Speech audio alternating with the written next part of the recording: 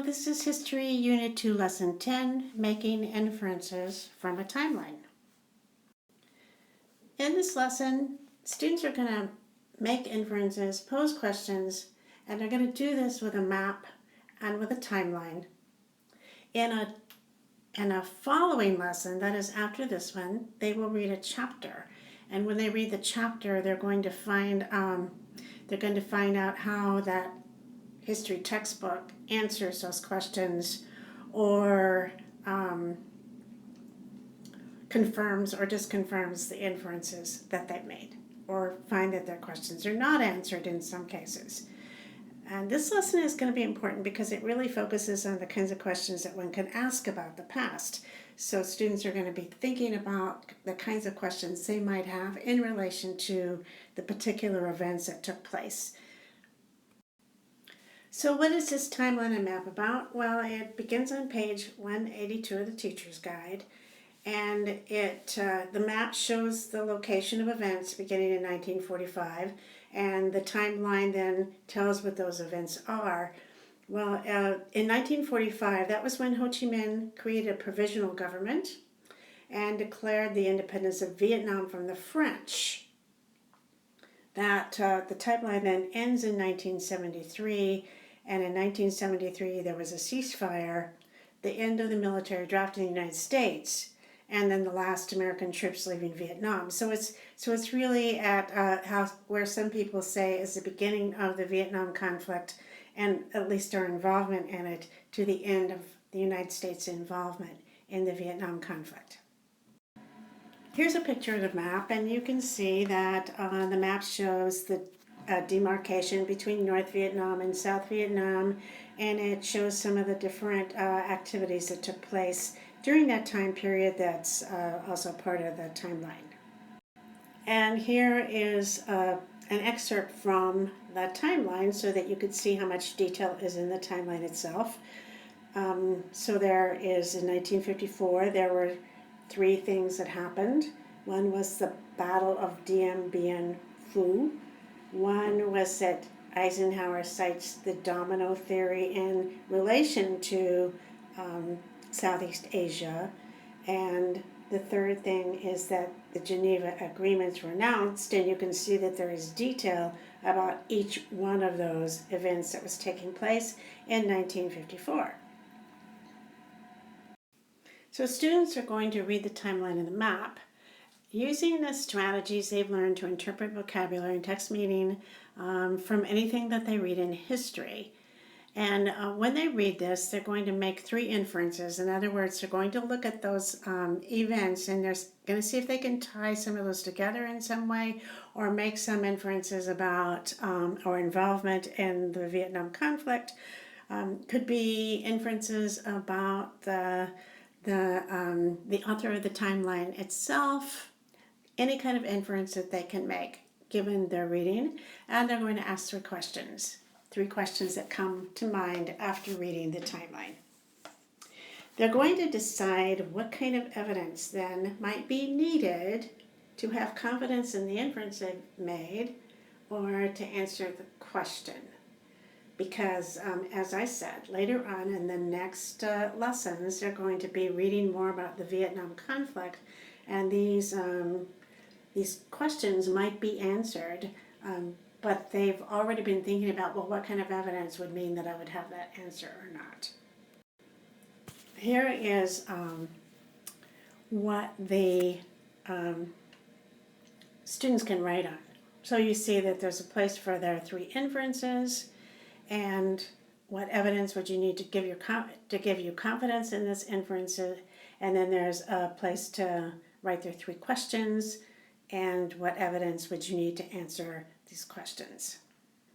So as I said, inferences can be about a number of things that have to do with history. So they might be about the actual events, or they might be about the timeline author's characterization of those events.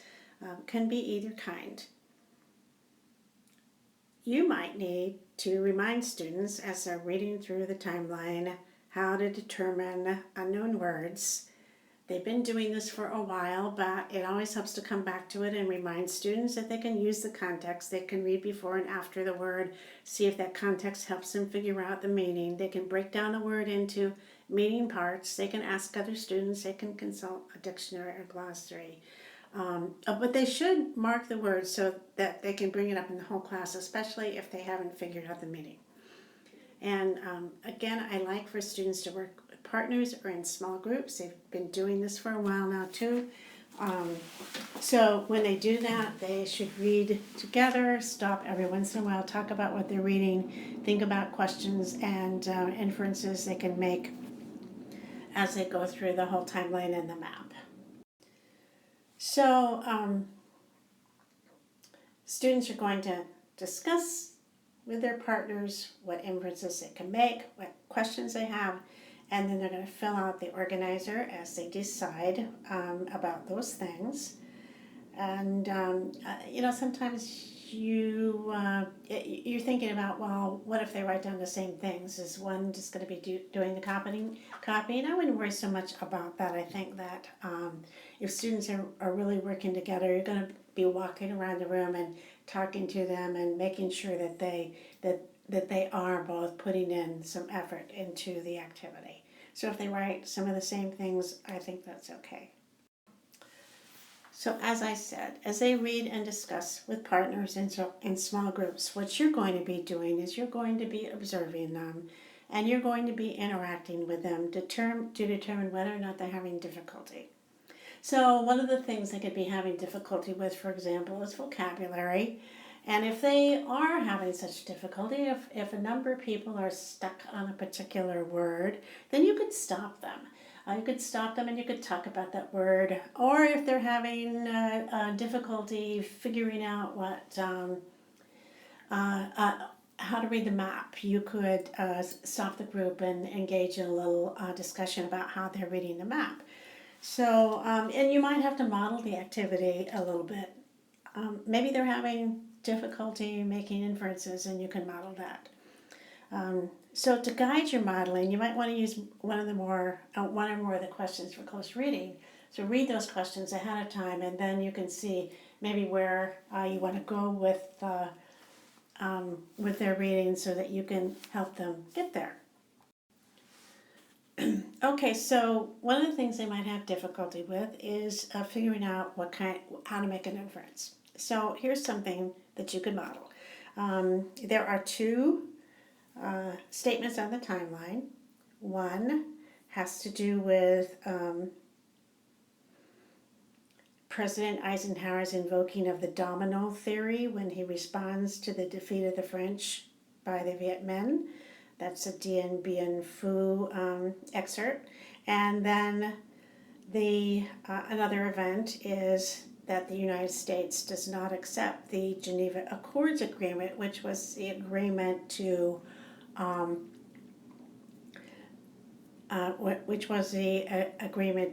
divide Vietnam into North and South. So, one inference is that the U.S. does not accept the agreement because Eisenhower is worried about the domino theory.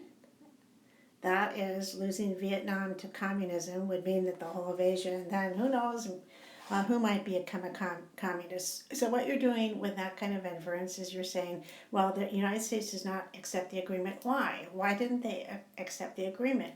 I think I can go back and take a look at the domino theory and figure out one reason why maybe he didn't accept the agreement.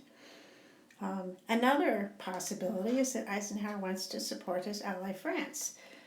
So what kind of evidence, you can ask the class, what kind of evidence when I need to tell me that either is right? Maybe both are right, maybe both are wrong. How do I know? Is there a speech that he made explaining the decision? If he did, that would help. So go through that process of what kind of inferences you can make and what you might need to know to read to give you confidence that your inference is on the right path. So when you're having the discussion after reading the documents, you want to observe the whole group. Again, if students are having difficulty, if they're ignoring some key inferences and questions, there is a list of questions for close reading to help you think through the possible inferences, questions, and evidence that they've come up with. As I said before, it's important to read these beforehand. Also, if students had difficulty with vocabulary words in the timeline, there is a section, a vocabulary section in the teacher's guide that you can take students through that will help them interpret the words that they came across. So, and as I've said before, and I'm going to say this again throughout the unit, if students are really struggling with the vocabulary, then you might want to have this discussion about vocabulary sooner than later. That you might want to stop them before they have the discussion and talk about vocabulary first. So you could flip the order of that. And you also would want to end this discussion with some discussion of the kinds of questions that can be asked of history. You can ask cause-effect questions. You can ask questions about reasons for a historical actor's actions, about reactions to events, about societal functions and their importance, questions about significance, questions about multiple factors, multiple causes, multiple effects, questions about trustworthiness of interpretation and of evidence and bias and perspective. And all those kinds of questions are questions that historians ask of the past. So that's the lesson, and they will be returning to these questions as they read the chapter in the next lesson.